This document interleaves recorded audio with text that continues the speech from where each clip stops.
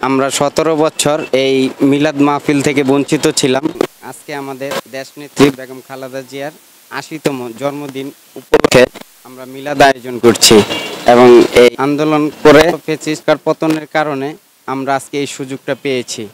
এই সুযোগটা পাওয়ার জন্য সবার প্রতি আমরা কৃতজ্ঞ এবং আপনারা সবাই আমাদের দেশনেত্রী বেগম খালেদা জিয়ার জন্য দোয়া করবেন, তার সুস্থতা কামনা করবেন।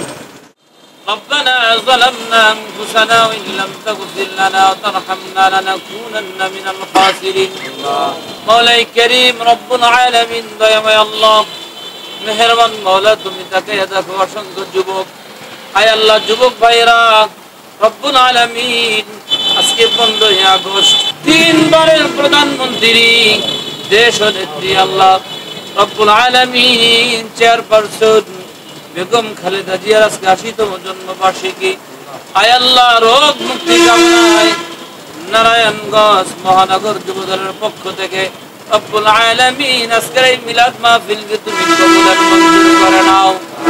আয় আল্লাহ রব্বুল ইজ্জত এইখানে আমরা যারা যোগ্য নেতা কর্মী উপস্থিত হয়েছেন জসিম ভাই সহ তার সহযোগীরা সহ আয় আল্লাহ সকল নেতা কর্মীদেরকে তুমি কবুল আর মঞ্জুর করে নাও। মাওলাই কারীম আরাফাত রহমান কোকো রব্বুল আলামিন ক্রিয়া চক্র আয় আল্লাহ সংগঠনকে তুমি কবুল আর মঞ্জুর করে নাও। আমিন। মেহেরবান মাওলা মরহুম জিয়াউর রহমান সাহেবকে তুমি মাফ করে দাও। আয় আল্লাহ জান্নাতের বাগিচা তুমি বানায়া দাও। আমিন। আরাফাত রহমান কোকে তুমি মাফ করে দাও।